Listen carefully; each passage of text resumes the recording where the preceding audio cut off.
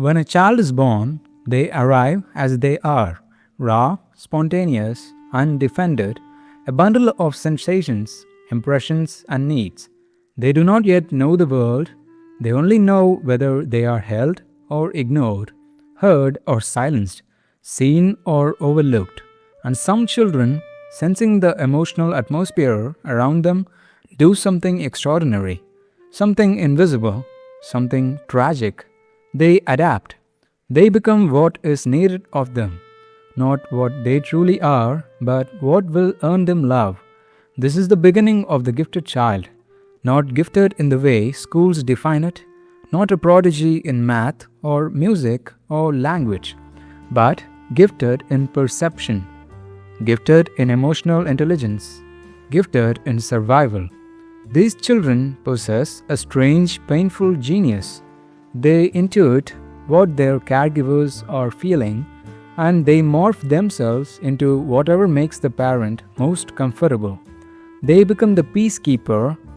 And why does this happen? Why would a child erase parts of themselves just to be loved?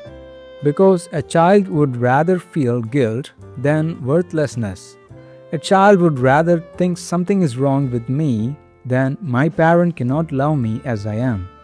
The former gives them a sense of control, the illusion that if they just try harder, become better, be quieter, or more perfect, they'll finally be safe.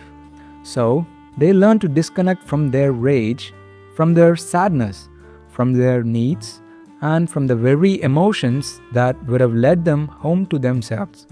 This is the original wound, not always from outright abuse, but often from emotional neglect, unmet attunement, or growing up with a parent whose love was conditional. The parent may not have meant harm. They may have been depressed, narcissistic, overwhelmed, or simply unaware. But the result is the same. The child becomes the mirror instead of being mirrored. And so begins the performance. The child learns, if I'm pleasing, I'm safe. If I'm helpful, I'm loved. If I succeed, I matter. But behind the smile is a scream. Behind the achievements, a void. Behind the perfect image, a disowned, aching self locked in the basement of the soul. And the saddest part, no one sees it. They're told they're mature, talented, and strong. Teachers admire them, parents, friends rely on them, but deep down, the child feels like an imposter. So they keep hiding, and in hiding, they forget how to cry without shame. They forget who they were before the performance. The unconscious remembers, and one day it will all come back.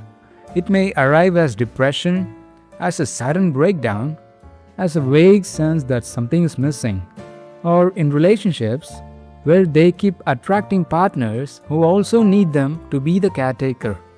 It may come out in overachievement, a compulsive drive to succeed, not out of joy but out of terror, a feeling that if they stop performing, they will disappear. This is the tragedy of the gifted child. They become so good at becoming what others needed, they never become themselves. And here's the irony, the world rewards this false self. It applauds this persona, but inside, the child, now adult, is empty. Achievements don't satisfy, praise feels hollow, love feels foreign because love was never given to the real them. So they begin to ask, who am I when I'm not performing? Who am I without the applause?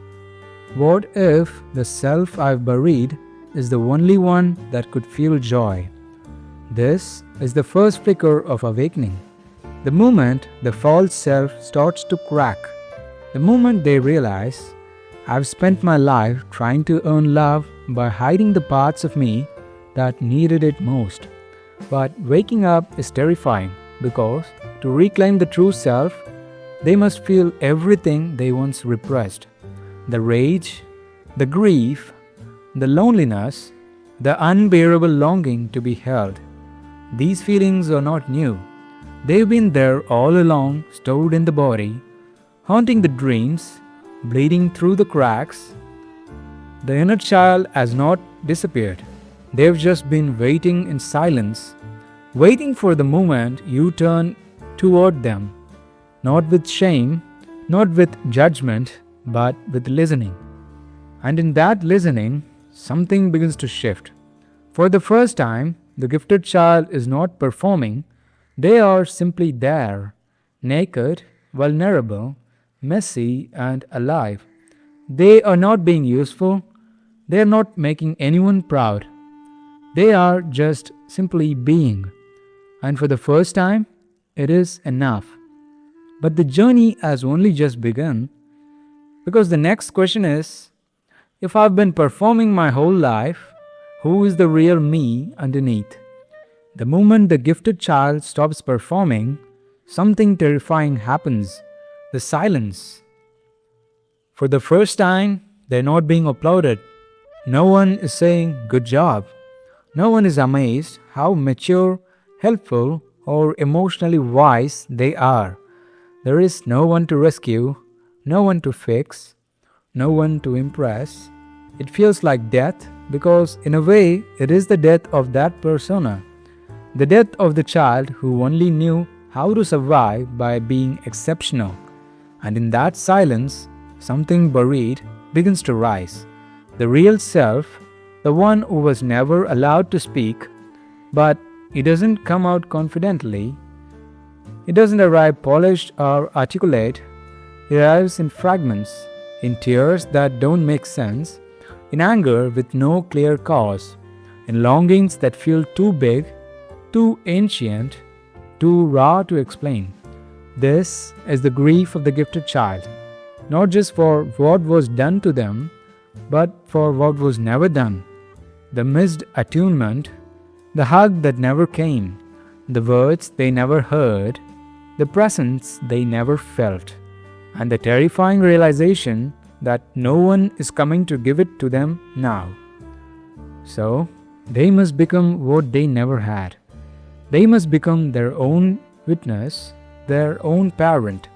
They must go back to the abandoned places inside them and sit.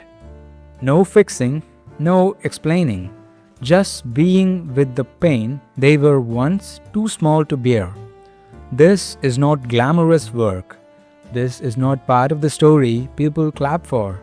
This is shadow work, soul retrieval, the slow, agonizing unlearning of a lifetime of performance.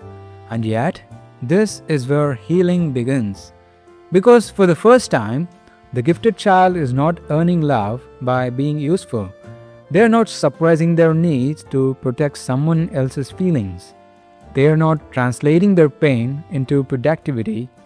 They are just hurting and letting that be real. This is when the real transformation begins.